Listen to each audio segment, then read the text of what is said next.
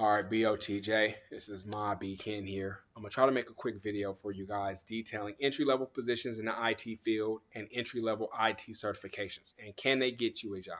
Now, um, if you're used to making 50 plus K a year and you cannot take a pay cut, this video may not be for you. If you are able to take an entry-level IT position and you're wondering how to do so, I am here to assist you. This video can help. Experience is king, right? In IT, experience is king. Nothing, not education, no certs can beat that out. That says that I have done this job. Education says I know about the job. Certs says I can do the job. And those are all different things that hiring managers look at. And we'll tap into those as we go along.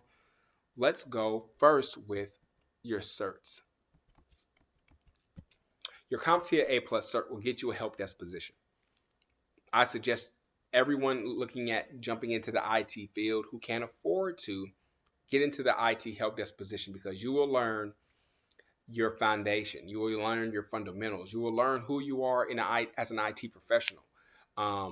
Do you want to go into networking? Do you want to stay with systems? That's me, right? Systems. Do you want to get into project management, which is where I went from being a systems engineer, or I'm sorry, systems administrator?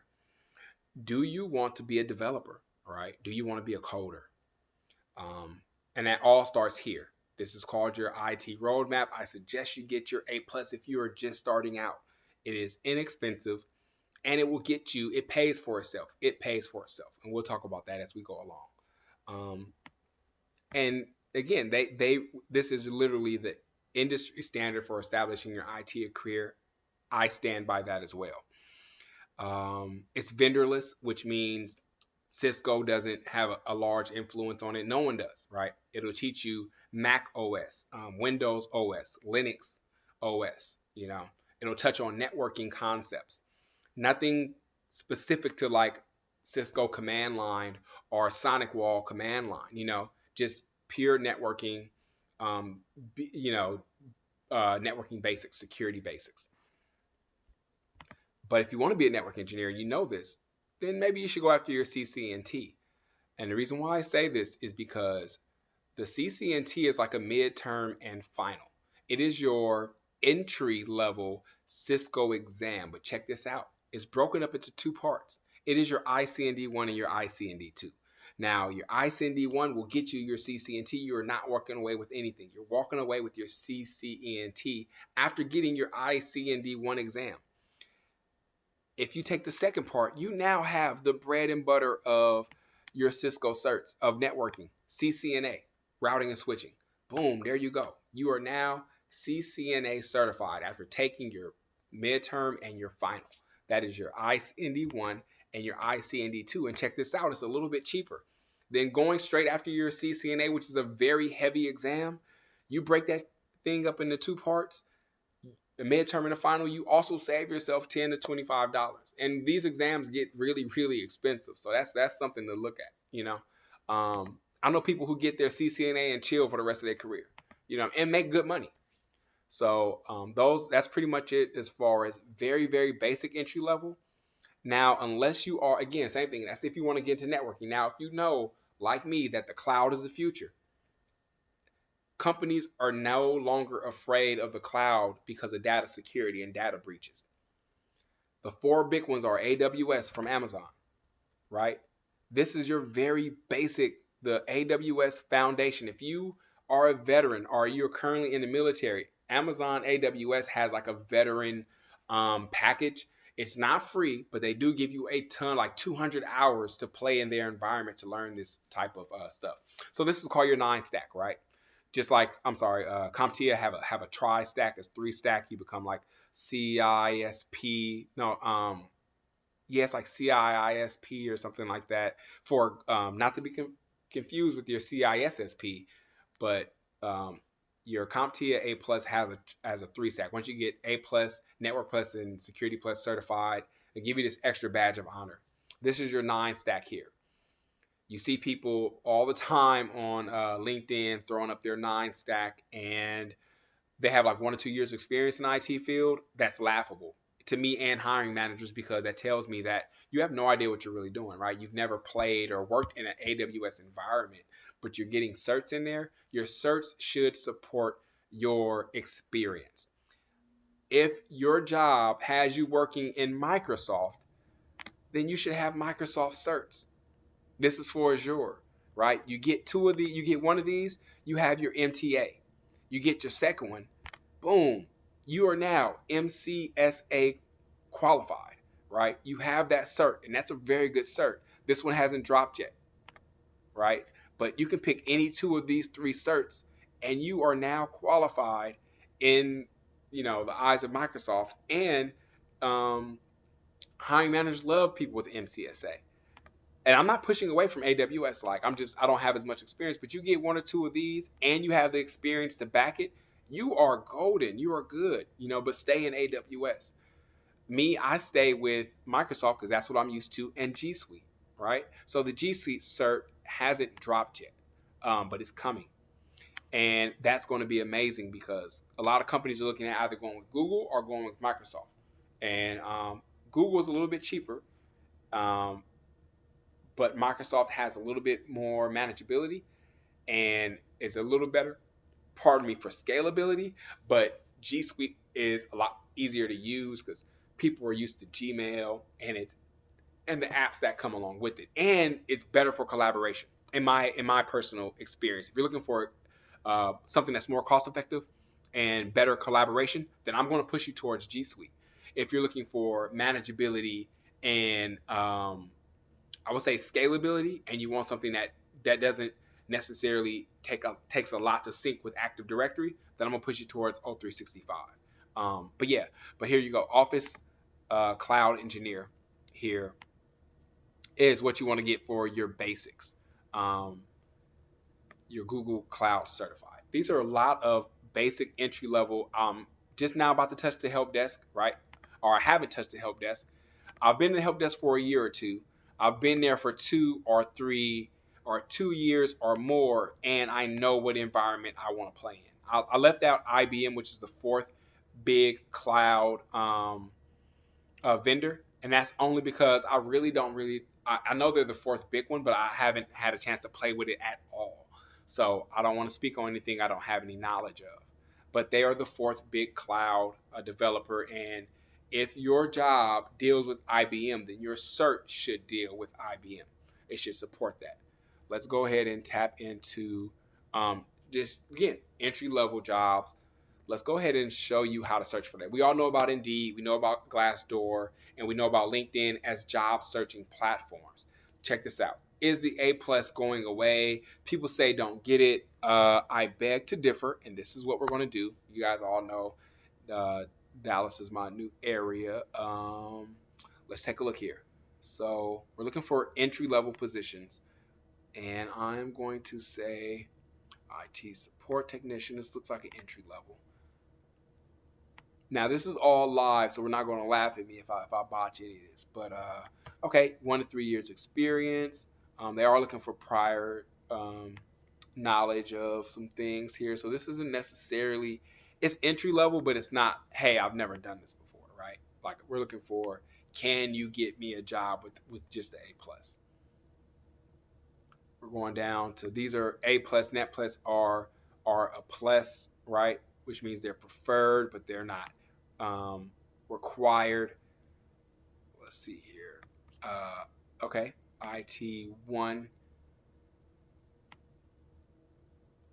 3 to 4 years. We're just scrolling through to see what we come up with. See, they're also asking for ITL V3 though, or ITIL, which is a little bit more of an advanced degree. Not really necessarily advanced, I'm sorry, but it's more intermediate. No beginner, people with no IT experience really should have this unless you came from the business side and you've been dealing with IT. Same thing here, right? Your MCSE, that's nowhere near an entry level position. So this hiring company or manager or personnel was really kind of just throwing some stuff together here. Help desk, formative, collaborative. Look at this. Okay, you know what? Let's take a look at this one. Global Tail Link.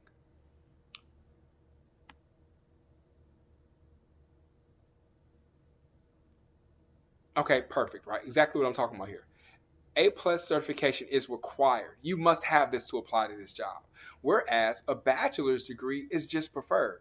Now, why would they want the A plus over your degree? Because you took music, because you took ballet, because you took, Latin while you were trying to get your bachelor's, right? Here, for this A plus, you specifically studied hardware, software, safety, networking, security. So they know what they're getting. This is saying I can do the job. Experience is saying I have done the job, and that bachelor's degree, that CIS degree is saying I know about the job. You may not have necessarily ever done it though. At least with your A plus, they know you've done, simulations, right? You simulated at least to pass it. You've, um, definitely studied directly IT specific fundamental related questions here. Let me try to get my mouse together. So yeah, so that is the let me see here, some jobs here. Let me check some stuff out for you guys here. Also, when it comes into jobs and certs, I want to show you guys something I've noticed. A lot of people with their skills on LinkedIn have not been really optimizing their skills. Look, check this out. And this is just for tech stuff. So my skills here are in hitting a lot of these. Of course, now the way the optimization worked, I should have hit for Windows 7 and XP and computer hardware, but I didn't, and that's okay. The algorithms are kind of funky when it comes to LinkedIn, but I should have hit for all of these except for incident management. Um, and that's just Service Desk 1 and 2, right? So what we want to do is scroll down and look at some more. Uh, Network. Okay, again, me not even being a networker. Let's take a look at network senior management. Let's scroll down and see if they have their skills on here. Okay, look at this. Disaster recovery. I should have hit for that, but I didn't, and that's okay. Telecommunications. Nope. Agile. Even as a project management, I haven't really worked with Agile much. I know about it, so I guess I should have probably maybe I should put that on there. But vendor management. Nope. Alarm systems. No, not really. And again, this isn't my field, network and telecommunications, senior management. I'm still hitting for a lot of these skills. So go through, put in what you want to do specifically, and see if your skills are hitting for them.